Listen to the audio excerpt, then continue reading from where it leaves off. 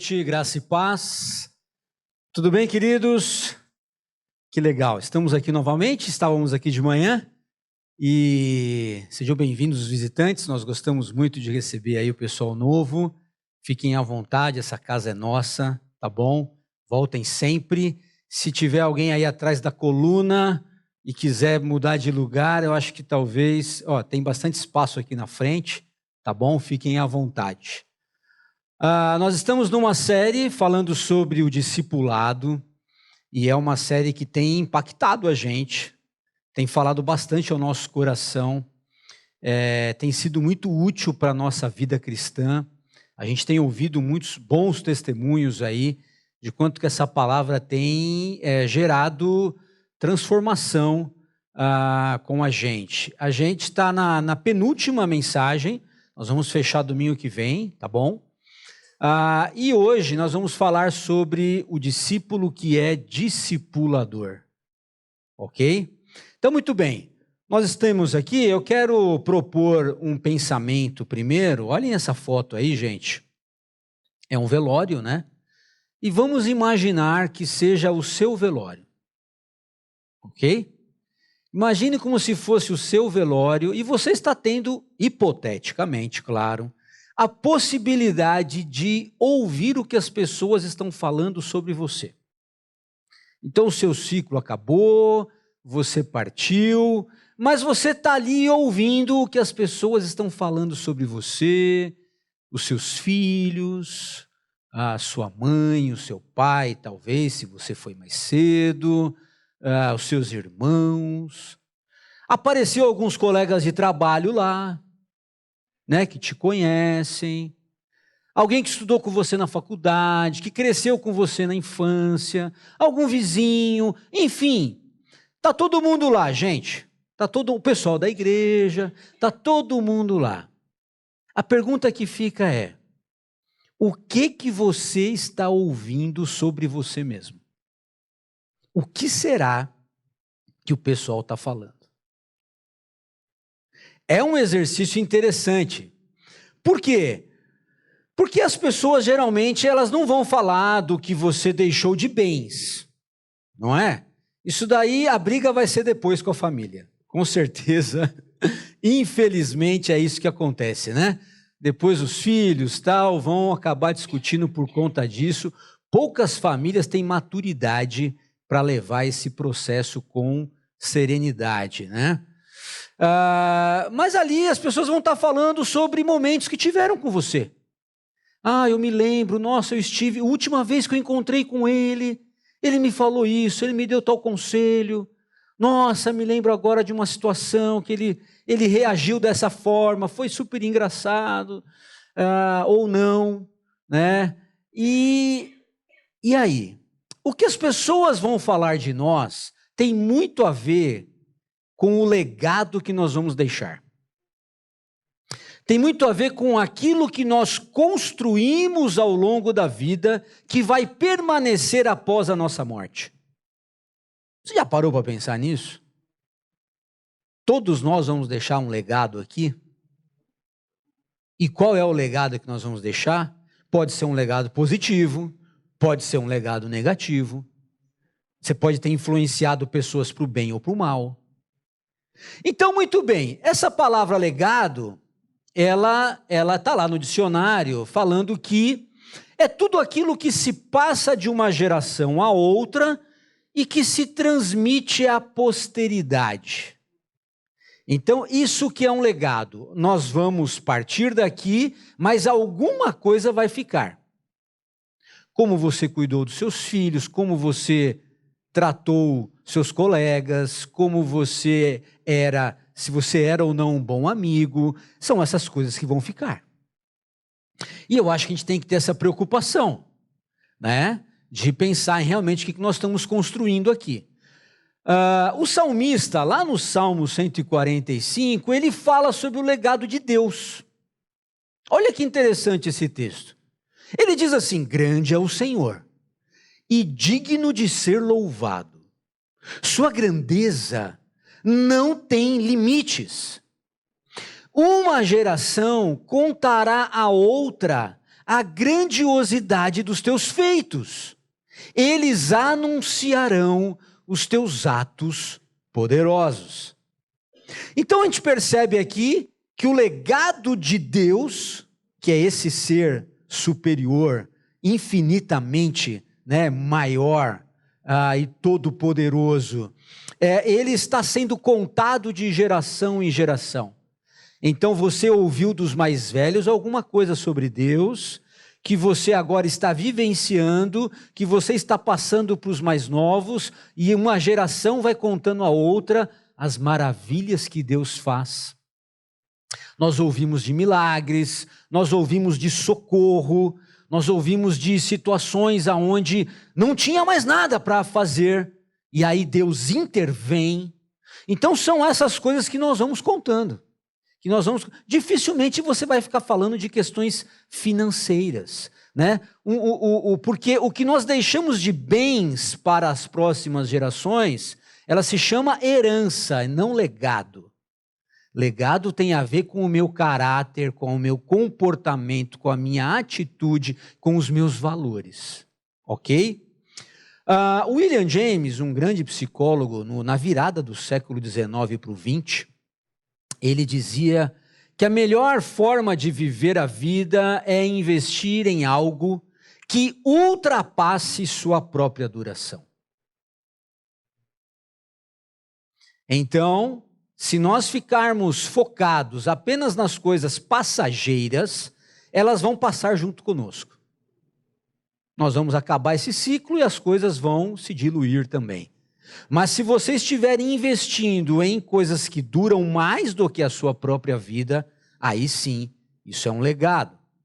Jonathan Edwards, eu falei de manhã que ele era inglês, eu vou corrigir, ele foi norte-americano, um teólogo, pregador no século XIX, e ele diz o seguinte: Deus fez todas as coisas com um propósito. Então Deus não age sem propósito.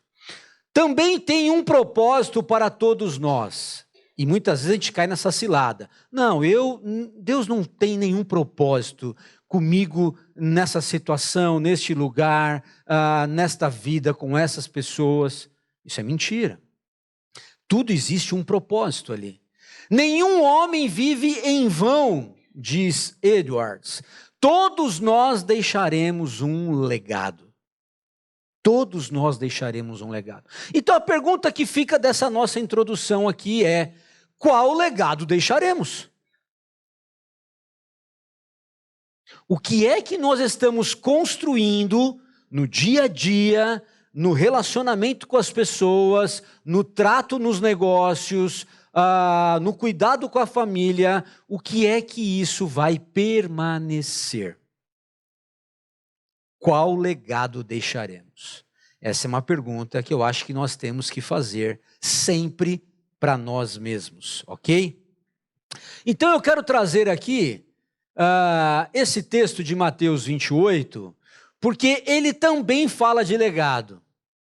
O legado que Jesus passou para nós. Olha que interessante. A partir do versículo 18... Jesus se aproxima dos seus discípulos, dos seus amigos, lembrando que ele já havia morrido, ele já havia ressuscitado e ele estava prestes a subir ao céu de volta. Então ele estava dando as suas últimas instruções. E aí então ele tem esse diálogo, essa conversa com os seus amigos, e ele enfatiza, dizendo o seguinte: foi-me dada toda a autoridade nos céus e na terra. Uau! Não é qualquer dia que a gente conversa com uma pessoa assim, né? Diante dos nossos olhos, ele chega: foi-me dada toda a autoridade. Eu tenho todo o poder, Jesus está dizendo, nos céus e na terra. Então, o que vai sair daqui agora, a próxima frase, preste atenção, porque nós estamos conversando aqui e ouvindo diretamente o dono do mundo e o criador de todas as coisas. Então, ouçam bem. E aí ele diz: portanto, olha agora o legado. Vão e façam discípulos de todas as nações, batizando-as em nome do Pai, do Filho e do Espírito Santo, ensinando-os a obedecer a tudo que eu lhes ordenei. E eu estarei sempre com vocês até o fim dos tempos. Então ele começa dizendo que ele tem todo o poder, e ele termina esse texto dizendo: a minha presença está com vocês. Então nós temos uma missão no meio aí desse sanduíche, ok?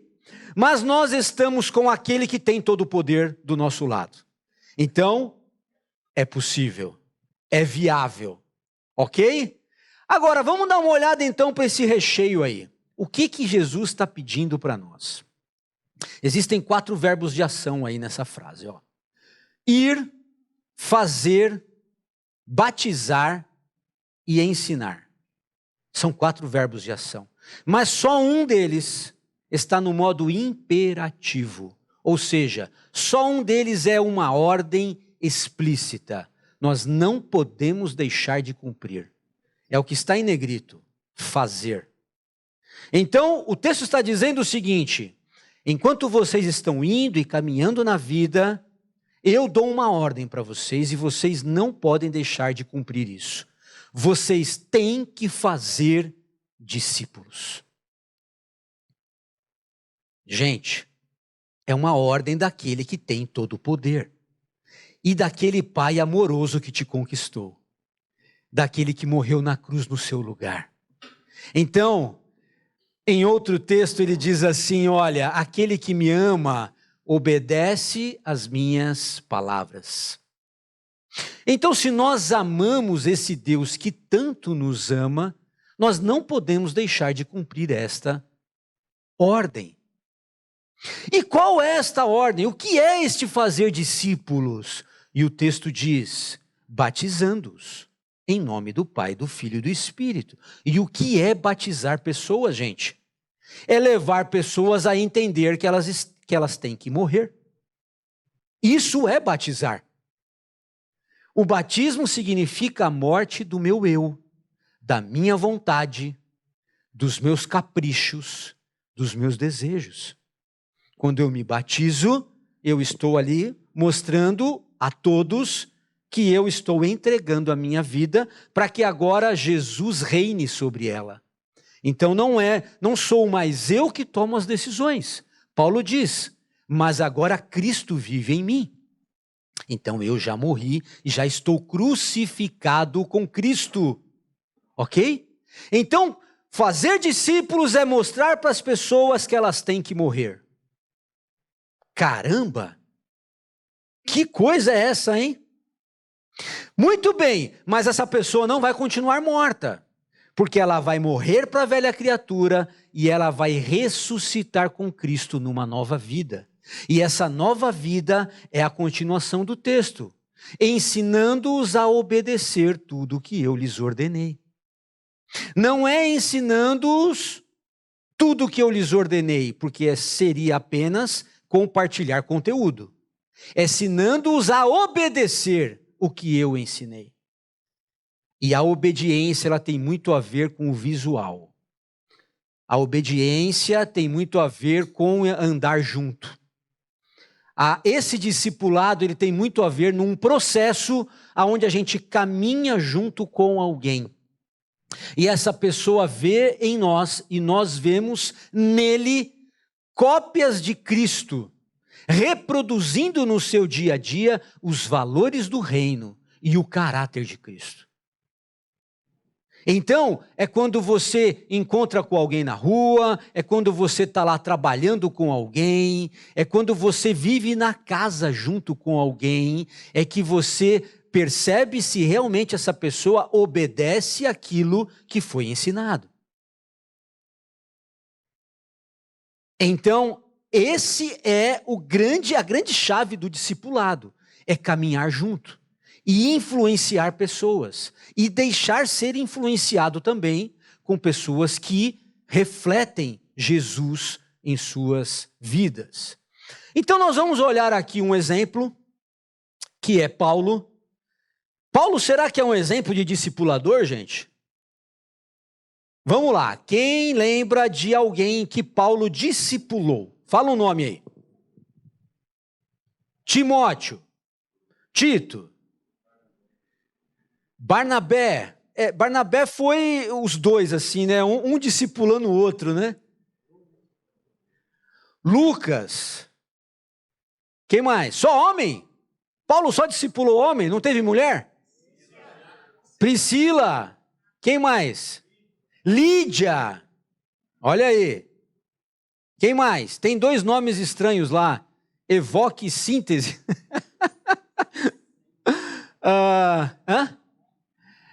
Apolo ele ficou um pouquinho mais distante, né? Ele caminhava mais com Priscila e Áquila, né? Mas deve ter tido ali a influência. Marcos teve influência também. Aristarco também, né? Bom, enfim, gente. Se a gente tem algum exemplo de uma pessoa que entendeu esse legado de passar Cristo aos outros e deixar isso para uma posteridade, foi Paulo. Tanto é que o legado, né, esse legado chegou até nós. Começou lá com 12 homens, depois foi crescendo, crescendo e crescendo. Hoje nós somos mais de 2 bilhões de cristãos no mundo. Então, se tivesse acabado na geração dos primeiros cristãos, como é que ficaria? O legado permaneceu. Nós vamos ver rapidamente, então, 4 características de Paulo que vão nos ensinar a ser um bom discipulador. E nós vamos trabalhar por contraste, ok? Eu vou mostrar o que não é ser um discipulador para a gente aprender o que é ser um discipulador. E o primeiro contraste que eu trago é o seguinte. Gente, o discipulador não é desocupado. Porque a primeira coisa que as pessoas pensam quando a gente propõe um processo de discipulado, elas falam assim: eu não tenho tempo para isso. Minha vida está uma loucura. Filho pequeno, estou fazendo faculdade, tem pós, eu estou cuidando do meu neto, eu estou ajudando, a minha mãe está precisando de mim, e eu estou trabalhando, e eu volto, e eu cozinho, gente, a minha vida está uma loucura, eu não tenho tempo para isso. Quem tem que discipular as pessoas são os pastores, que não fazem mais nada da vida. E aí, eles estão focados no discipulado. Gente, é uma boa teoria. Agora a pergunta, nós somos em 3 aqui, para uma comunidade de 400 pessoas. Quantos discípulos vocês acham que nós conseguiríamos acompanhar de perto? Diariamente, semanalmente, quantos? Percebem, gente? Não é assim. Nós vamos ver nas Escrituras que esse legado, ele foi colocado para a igreja, ele foi, Deus capacita os seus filhos, e quando Deus coloca essa ordem, não é possível que não possa ser executada. Deus é o Todo-Poderoso, ele não daria uma ordem que a gente não poderia cumprir, não faria sentido nenhum. Então nós podemos cumprir. Então talvez eu tenha mais tempo que vocês, é verdade, durante a semana, mas vocês têm muito mais oportunidade de discipular pessoas do que eu. Porque eu estou aqui, pouco tempo com vocês, né? A nossa rotina não é dentro de uma empresa, como vocês estão. Não é dentro de uma faculdade, não é dentro de um projeto, nós não estamos inseridos como vocês estão nessa sociedade. Então todos nós temos este momento propício. Agora, é interessante que eu trago um texto aqui de Paulo, porque a hora que a gente olha para Paulo, a gente fala assim, mas Paulo ele só pregava o evangelho, né? Então ele tinha tempo de discipular as pessoas. Não é verdade. Paulo ele era um grande missionário, ele tinha muitas e muitas viagens no currículo, plantação de igrejas, cuidado de várias pessoas, treinamento de vários líderes, influenciava muita gente e ao mesmo tempo trabalhava. fazendo tendas, construindo barracas. Esse texto fala que ele estava lá com Priscila e Áquila produzindo porque eles tinham o mesmo ofício. Então, essa ideia de que um discipulador não consegue cumprir a ordem de Jesus porque ele não tem tempo, porque ele é muito ocupado, isso não combina com o evangelho. Deus chama os ocupados. Deus chama os seus filhos para estar infiltrado na sociedade, trabalhando, estudando, cuidando e atento a todas as oportunidades. Ok? Eu comentei que eu tenho aqui um amigo que a gente caminha juntos aí nesse discipulado e ele tem uma rotina bem complicada. Ele é um executivo numa empresa e a agenda dele é lotadíssima, mas ele entendeu esse valor e ele falou assim: Rogério, eu preciso deixar pelo menos 30 minutos na semana para a gente conversar sobre a vida, sobre Deus, sobre a família, sobre os valores. Ele precisa tomar decisões, ele tem um time para comandar e ele não abre mão desse nosso encontro semanal, que é virtual. Ele encaixa ali numa agenda ou outra dele, do home, e a gente está ali, nós já lemos vários livros juntos, tem dia que a gente lê a Bíblia, tem dia que a gente fala sobre a vida, tem dia que a gente aconselha sobre a família, tem dia que a gente só escuta o coração. Mas é importantíssimo a gente caminhar juntos com outros irmãos. Talvez você não se sinta preparado para discipular ninguém. Talvez ainda não seja a sua fase. Puxa, eu não tenho maturidade para discipular ninguém. Então procure alguém mais maduro para você andar junto. E proponha isso. Proponha isso. Fala: eu queria caminhar contigo, meu querido. Eu não sei, vamos combinar aí. A cada 15 dias a gente toma um café. Então há muitas situações que nós precisamos estar ligados para que Deus possa nos usar. Ok? Muito bem. A segunda característica que Paulo nos ensina é que o discipulador ele está sempre atento. Ele está sempre ligado naquilo que Deus quer fazer por meio da vida dele. Ele não está distraído. Ele aproveita todas as oportunidades. Esse texto aqui que nós vamos ver em 2 Timóteo 4 é um texto que fala aonde o cenário, era Paulo estava preso. Paulo estava preso. E ele diz para Timóteo que o Senhor permaneceu ao lado dele, lá na prisão, e que deu forças para ele. Para quê? Para que por mim a mensagem fosse plenamente proclamada e todos os gentios a ouvissem. Há relatos de que muitos soldados romanos que estavam ali incumbidos de fazer a guarda de Paulo se converteram, foram impactados com a vida de Paulo e que dali surgiu uma igreja, um pequeno grupo forte de cristãos ali entre a guarda romana. Então, percebam que ele estava atento mesmo num cenário de crise, mesmo num cenário de necessidade, de dificuldade. Então, nós precisamos estar atentos a tudo isso. Eu vou contar de novo a história que eu contei de manhã. Nós estávamos no PG, nosso PG é de terça-feira à noite. E aí a gente estava falando sobre o discípulo doador, que foi o assunto da semana passada.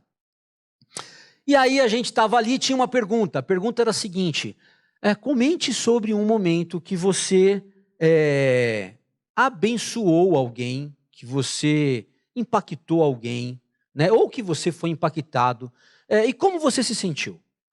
E aí um amigo nosso, um amigo meu inclusive, que eu trabalhei com ele há muitos anos atrás, ele está lá no meu PG, um grande amigo de fé, e ele falou assim: puxa, eu lembro de uma situação que eu morava lá no Rio de Janeiro, há muitos anos atrás, E eu estava voltando para casa cansado, Central do Brasil, lotado aquilo, e eu não tinha nem aonde colocar a mão no ferro para segurar.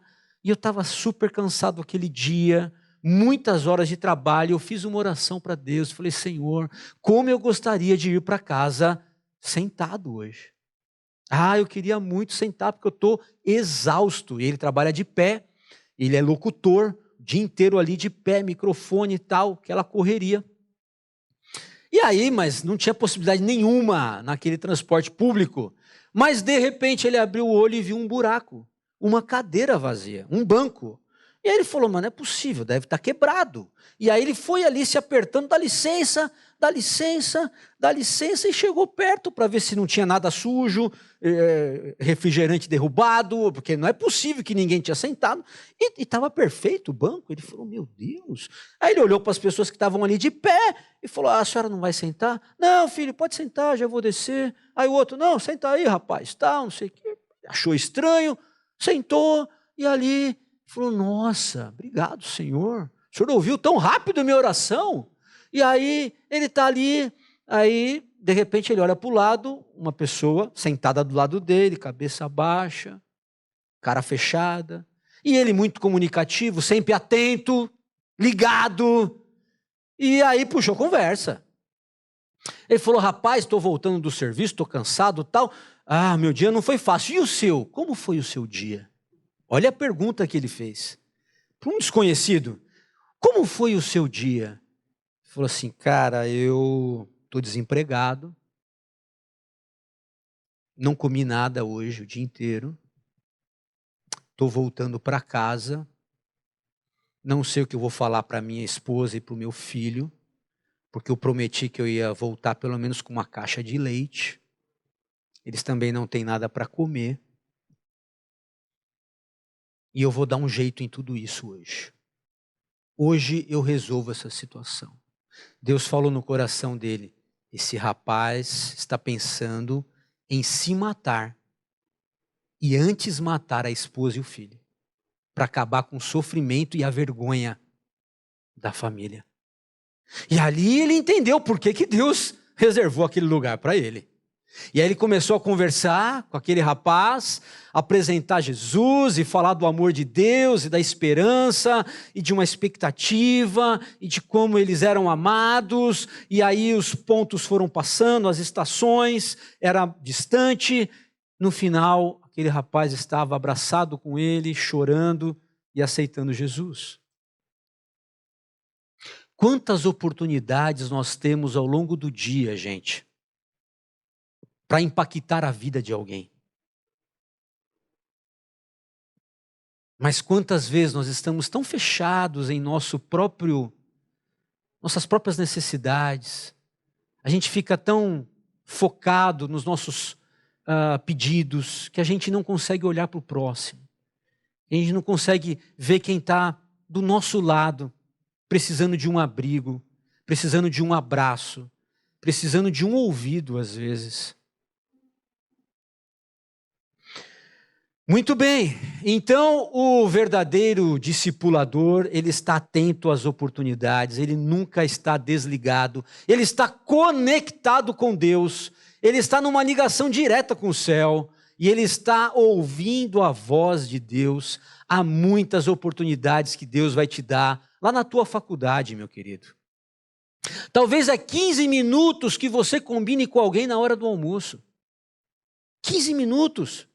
Fala: cara, puxa, vamos almoçar juntos aí pelo menos uma vez por semana. E é ali que Deus vai desenrolar a conversa, gente. Porque Deus só precisa da nossa disponibilidade. O resto é tudo com Ele.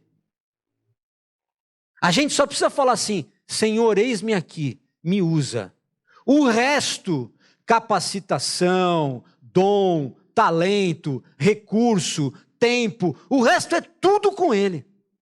Mas Ele não pode agir num coração que está fechado. Mas eu vou conversar com aquela pessoa, ele não é cristão. Cara, propõe alguma coisa neutra, entendeu? Para que você realmente esteja ali com ele. Então, de repente, é um colega seu de trabalho ou da faculdade, fala assim, puxa, cara, eu queria tanto ler um livro, a biografia de alguém. Pô, vamos ler comigo? Vamos ler comigo essa biografia? E vai ser o momento que Deus vai preparar para vocês conversarem, discipularem, influenciarem, impactarem vidas, gente. Então, tem muita coisa que pode ser feito. Muito bem, terceira característica do discipulador, ele não é desanimado. Ele não é aquele cara que está sempre se arrastando. Ele não é aquele cara que está sempre olhando para situações difíceis, sempre procurando uma desculpa. Não, o discipulador, ele está animado, ele está entusiasmado, ele está cheio de Deus dentro dele, o Espírito Santo de Deus o move para situações em direção aos outros. Olha esse texto que nós temos lá de Paulo com Timóteo, ele fala, portanto você, meu filho, fortifique-se na graça que há em Cristo Jesus. Timóteo estava passando uns perrengues, gente, no ministério. Ele era um rapaz novo e ele não estava tendo muito respeito dos mais velhos. O pessoal estava querendo, não estava ouvindo muito ali a sua liderança. Ele estava meio desanimado. Em outros textos falam sobre isso. E aí Paulo fala, meu querido, você tem que se fortificar na graça de Jesus. Sabe por quê? Porque não é na sua força, não é na sua competência, não é na sua habilidade. Eles vão estar com você pela graça de Deus, é a bondade do Senhor. É um dom de Deus, é isso.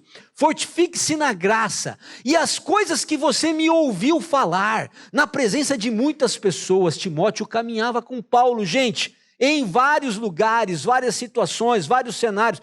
Falou assim, você lembra de quantas coisas você caminhou comigo? Quantos lugares nós passamos juntos? Lembra as situações que nós estávamos ali? Olha, eu quero que você lembre de tudo isso e agora você passe para outros. Olha ali o ânimo que ele estava dando para o seu discípulo. Eu quero que você não pode parar em você. Esse ciclo tem que continuar. Esse legado tem que ficar para as próximas gerações. É isso que Paulo estava falando para Timóteo. Timóteo, tudo que eu te ensinei, você não pode só acumular para você e guardar. Gente, quanta informação nós temos hoje. Quantas oportunidades Deus nos dá. Quantos talentos Ele distribui, quanta coisa nós temos nas mãos, quantos recursos nós temos, nós não podemos guardar para nós. Tudo isso tem um propósito. O propósito é que a gente influencie e impacte a vida de outros. Não faz sentido Deus nos dar muitas coisas se nós retivermos o ciclo da generosidade. Nós estamos aqui para compartilhar, para ser um rio, não uma lagoa. Nós não estamos aqui para acumular água, nós estamos aqui para deixar o fluir do Espírito passar por nossas vidas e alcançar outras pessoas. Água limpa que vem e que vai. Essa é a função do rio. É deixar o fluxo correr. A gente não tem que criar uma barreira, uma represa. Não, eu vou represar toda essa água aqui para mim, porque vai que falte lá, então o meu está guardado. Não, querido, a fonte não seca. A fonte que é Deus nunca seca. Pode deixar tudo que Deus te dá na tua mão, meu querido. Pode deixar levar.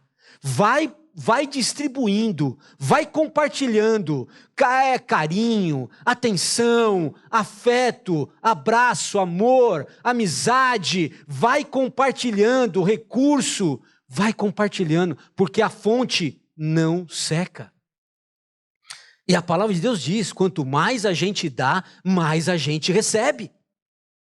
Então é esse o fluxo que Paulo está ensinando para Timóteo. Meu querido, você tem que agora confiar isso a outros homens. E os outros homens que você vai confiar, escolha bem, porque eles têm que ser fiéis, para que também continuem a ensinar outros.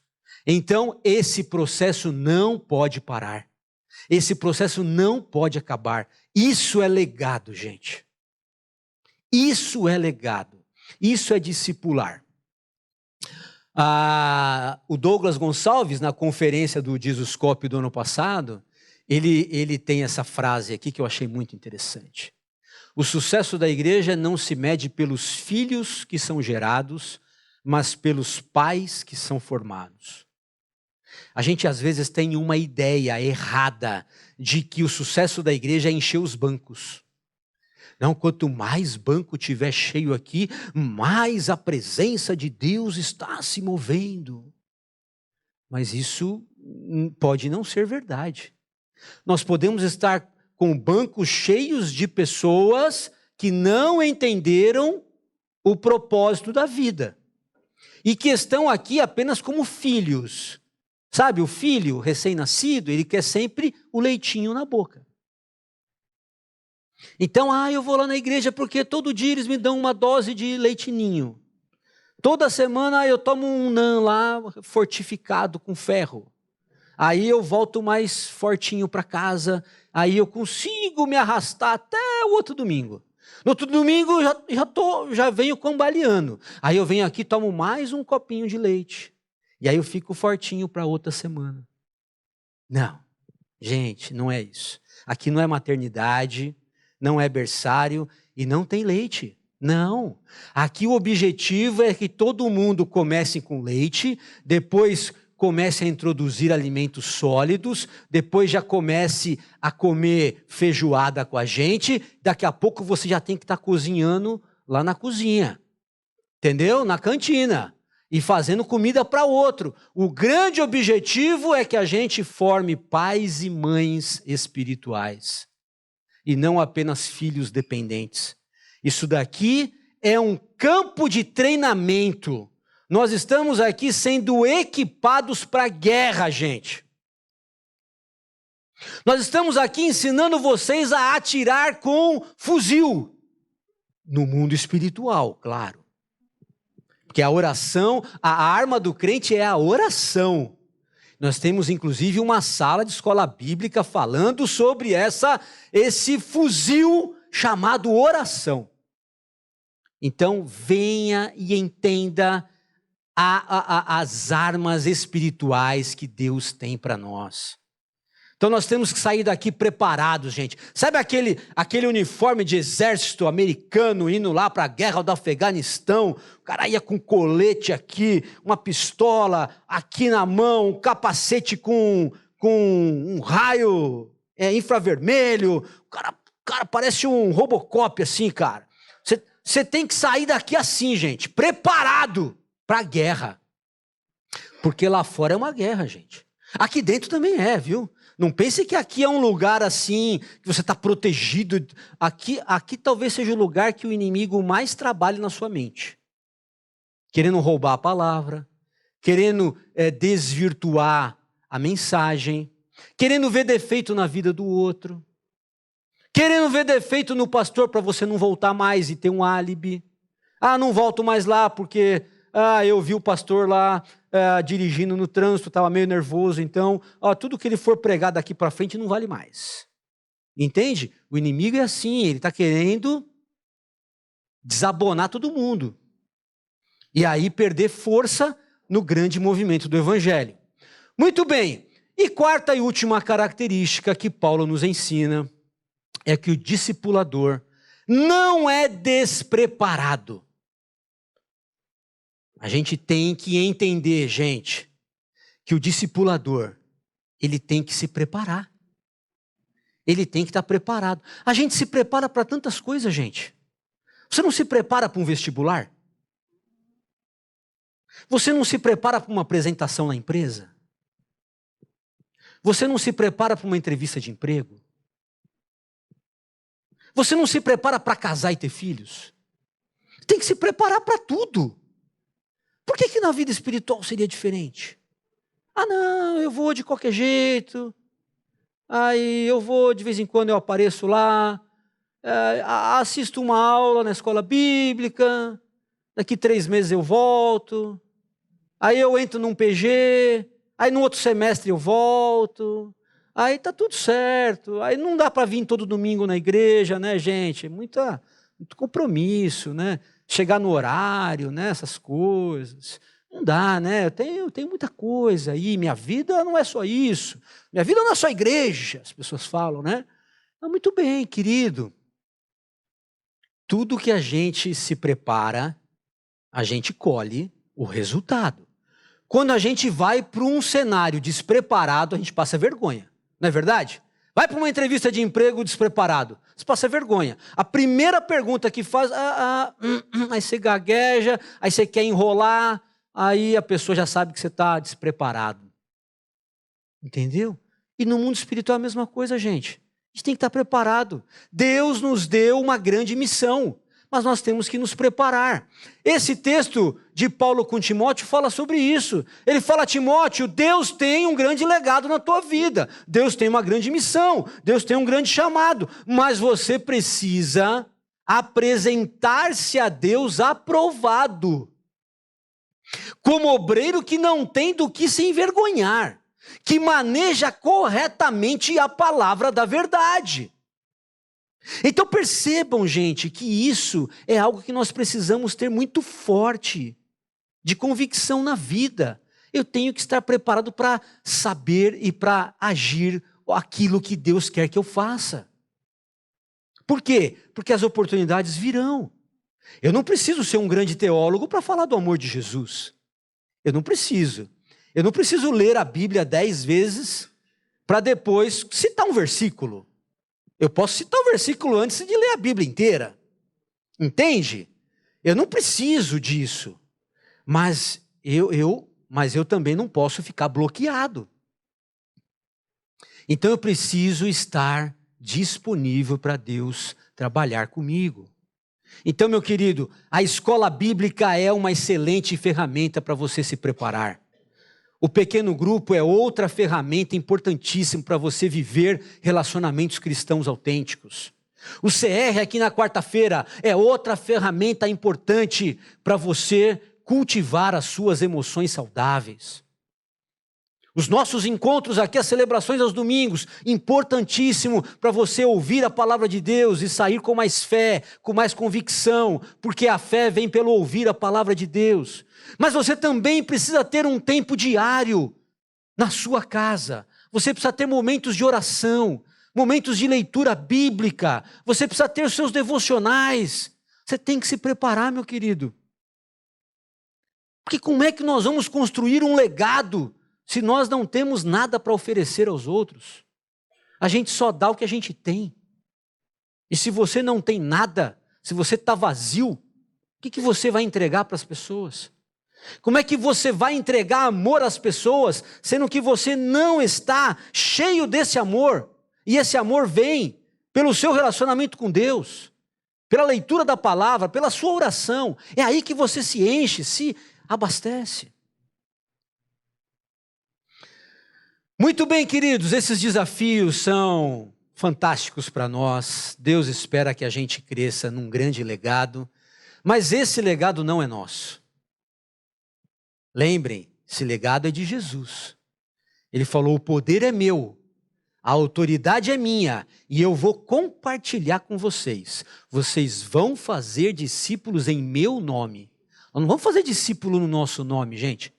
Eu não quero aqui cópias e réplicas de Rogérios. Não, a gente estava perdido.